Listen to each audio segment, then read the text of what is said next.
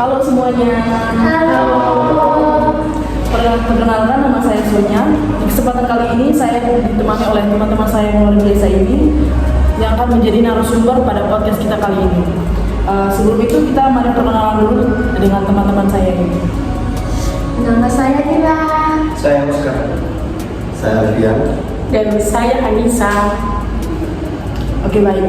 Pembahasan kita kali ini pastinya sangat menarik dan pastinya sangat bermanfaat juga baik untuk kita yang berada di sini maupun untuk kalian yang menonton. Karena kali ini kita akan membahas tentang pernikahan beda agama.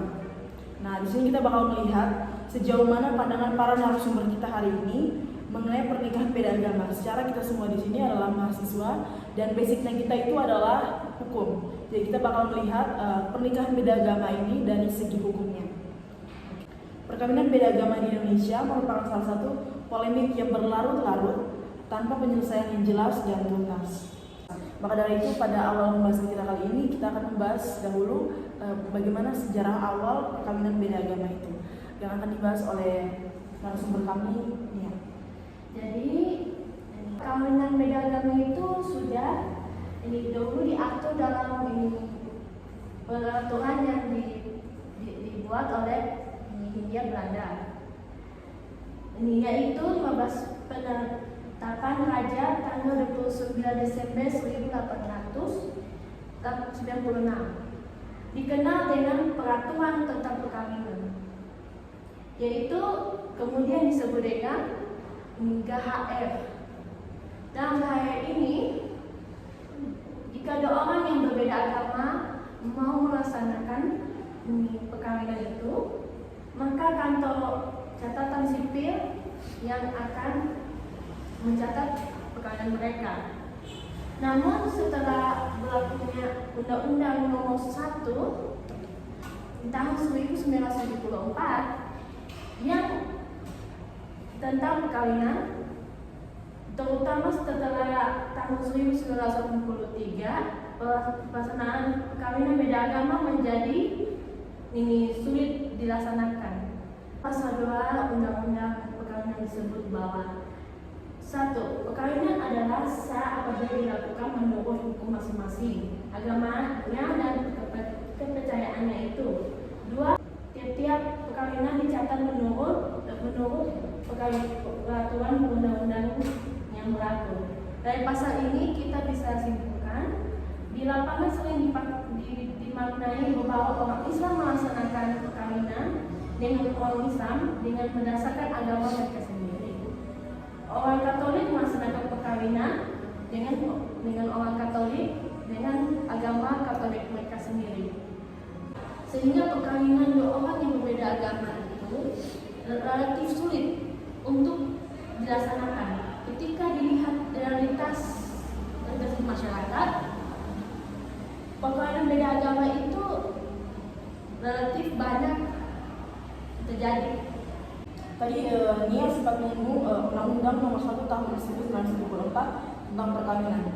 Selanjutnya kita akan membahas tentang pandangan Undang-Undang Nomor 1 Tahun 1974 tentang perkawinan. Bagaimana pandangannya terhadap pernikahan beda agama yang akan dijelaskan oleh narasumber kita, Oscar. Menurut Undang-Undang Nomor 1 Tahun 1974 tentang pengaturan perkawinan, sistemnya tidak mengatur secara tegas, bahkan tidak ada hukum yang mengatur tentang adanya perkawinan beda agama. Karena yang diatur dalam undang-undang perkawinan itu hanyalah perkawinan campuran tentang pasangan yang berbeda kewarganegaraan. Perkawinan beda agama di sini hanya berdasar pada undang-undang perkawinan pasal 2 ayat 1 dan 2. Apabila ditinjau pada pasal 2 ayat 1 undang-undang perkawinan, sahnya suatu perkawinan adalah menurut hukum agamanya atau keyakinannya masing-masing. Dan pada ayat 2 berbunyi, tiap-tiap perkawinan dicatat menurut peraturan perundang-undangan yang berlaku.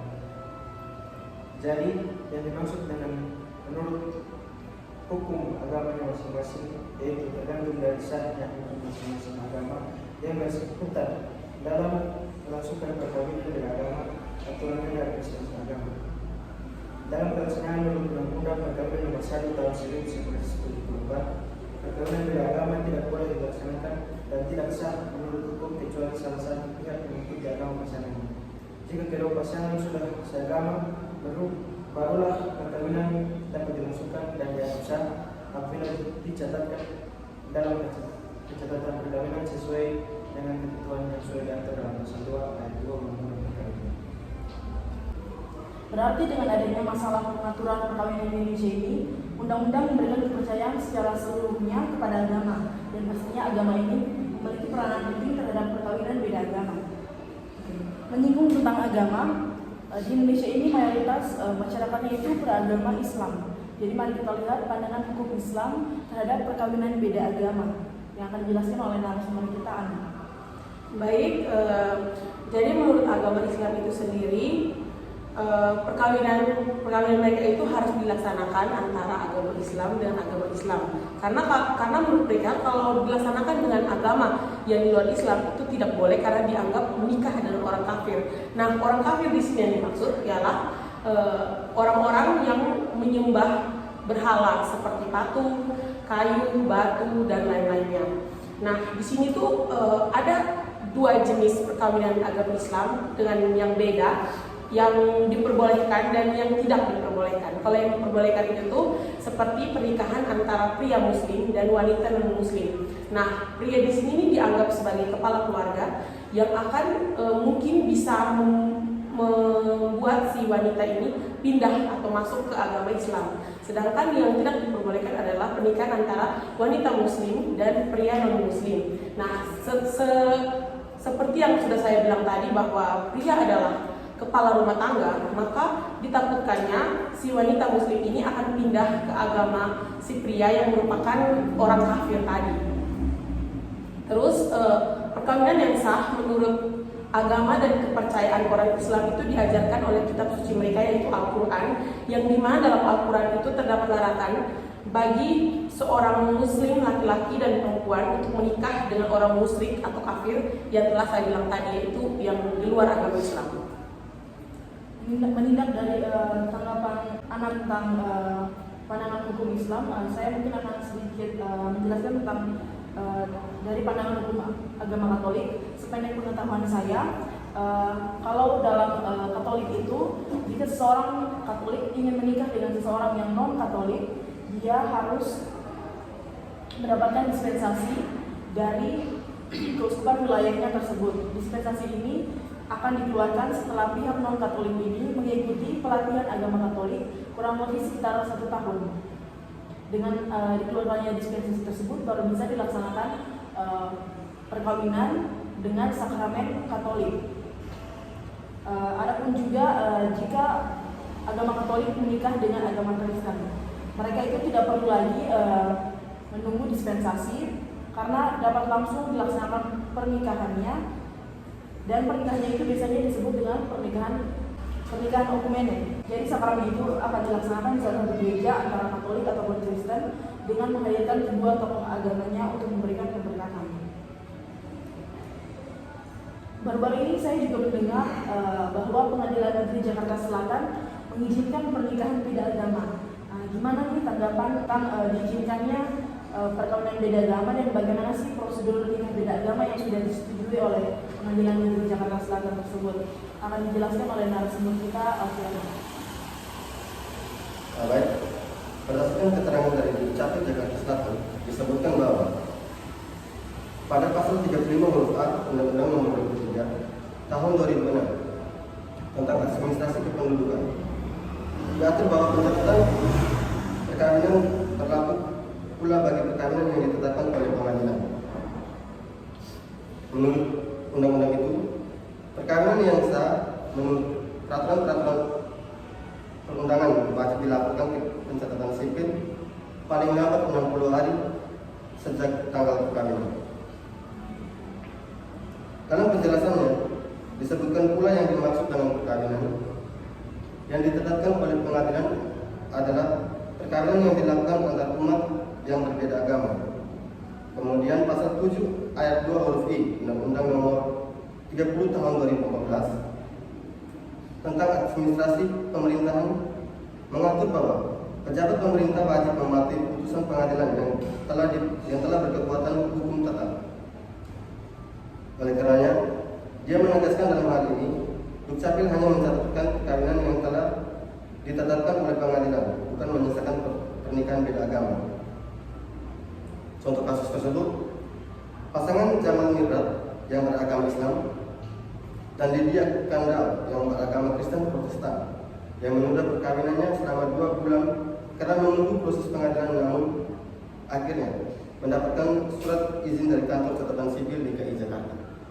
Ini situasi sama serba terbuka dengan adanya komunikasi media sosial yang begitu lancar menempatkan manusia pada pasangan pertemuan dengan manusia lain maupun itu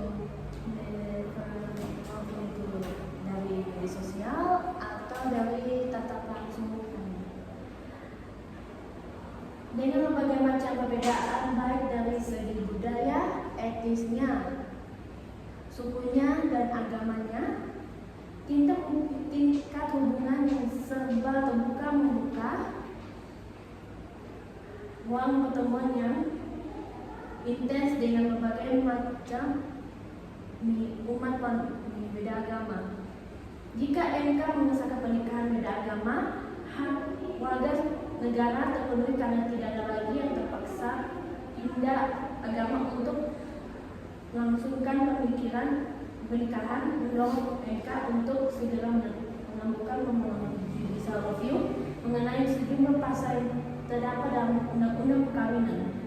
Dengan demikian, untuk warga negara yang ingin melaksanakan perkawinan beda agama tidak lagi diberatkan dengan aturannya yang mencederai hak-hak yang menjamin dalam konstitusi tersebut harus ditinjau ulang-ulang.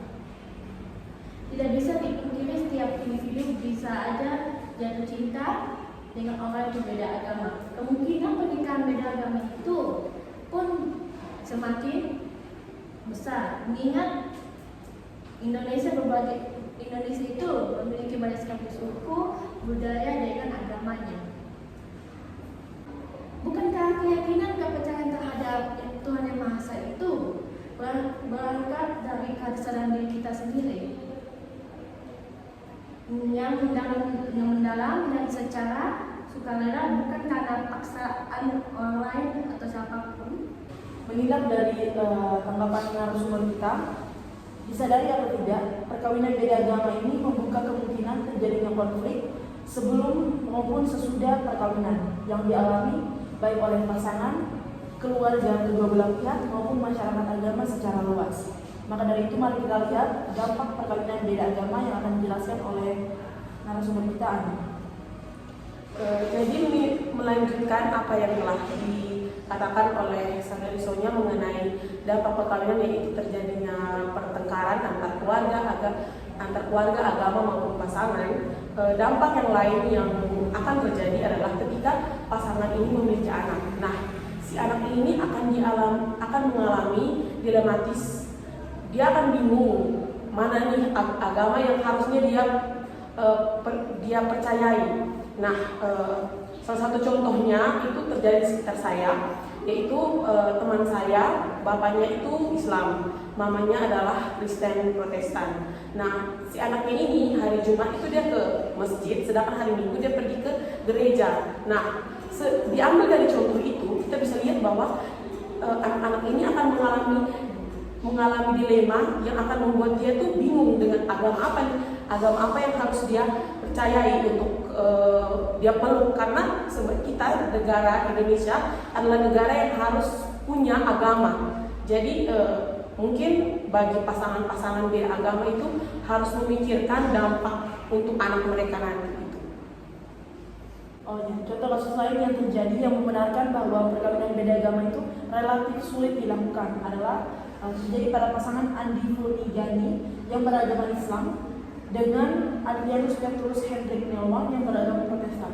Jadi mereka ini mendatangi KUA untuk mengajukan permohonan agar perkawinan mereka dapat dilangsungkan menurut agama Islam. Namun KUA menolak karena adanya perbedaan agama. Nah, dari situ mereka berangkatlah ke kantor catatan sipil, namun ditolak juga. Akhirnya mereka mengajukan permohonan ke pengadilan negeri.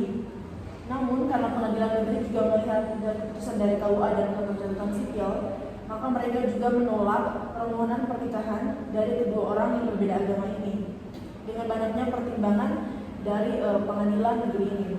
Dengan adanya jurisprudensi ini dapat menjadi pedoman bagi para hakim dalam memeriksa dan mengadili permohonan perkawinan antar agama, sehingga tidak terjadi lagi seperti penetapan pengadilan negeri Jakarta Pusat. Dari diskusi kita hari ini, saya dapat mengambil kesimpulan bahwa boleh atau tidaknya perkawinan beda agama dilangsungkan menurut agama yang ada di Indonesia ini semuanya tergantung pada hukum dari agama-agama tersebut. Karena pada prinsipnya kelima agama yang berlaku di Indonesia ini menentang keras adanya pernikahan beda agama. Sedangkan diatur dalam Undang-Undang Nomor 1 Tahun 1974 tidak mengatur secara khusus tentang perkawinan beda agama di Indonesia. Untuk itu, perkawinan beda agama tidak dapat disahkan menurut hukum yang berlaku berdasarkan pasal 2 ayat 1. Dari paparan tersebut di atas, maka dapat disimpulkan bahwa perkawinan beda agama setelah berlakunya Undang-Undang Perkawinan relatif sulit dilakukan. Dengan tidak diaturnya secara jelas perkawinan beda agama dalam Undang-Undang Perkawinan, maka terdapat polemik dalam pemahaman dan pelaksanaannya. Berdasarkan pasal 2 Undang-Undang Perkawinan, ada yang menyatakan bahwa perkawinan beda agama tidak boleh. Tapi berdasarkan pasal 66 Undang-Undang Perkawinan, terdapat ahli hukum yang menyatakan adanya kekosongan hukum sehingga peraturan GHR dapat diberlakukan. Dengan demikian, maka perkawinan beda agama dapat dilaksanakan dengan pencatatan di kantor catatan sipil. Terlepas dari polemik saat ini, realitas masyarakat masih menghendaki berlakunya legalitas perkawinan beda agama. Banyaknya praktik perkawinan beda agama di masyarakat yang relatif sulit ditiadakan menjadi permasalahan hukum yang perlu mendapatkan penyelesaian. Dapat dilihat juga dampak dari perkawinan ini, bisa kita lihat dampak jangka panjang dan dampak jangka pendek. Dalam jangka pendek pastinya memicu kerawanan kerukunan antar umat beragama, keluarga antar kedua belah pihak, dan pastinya pasangan yang bersangkutan. Kalau dampak jangka panjangnya dapat dilihat apabila kedua pasangan ini memiliki keturunan, anaknya cenderung dilematis dalam menentukan keyakinannya. Mungkin ada yang menambahkan atau ingin beri quotes untuk para penonton kita. Bebas. Mungkin ada sedikit dari saya. Persoalan cinta memang tekanan cukup tinggi. Pada dasarnya semua tentang kenyataan. Kenyataan bahwa kita itu berbeda.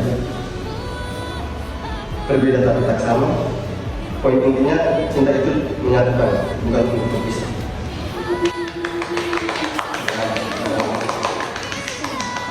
Thank you buat Kak Alfiado buat quotes-nya, buat para pejuang cinta beda agama. Semoga bertahan.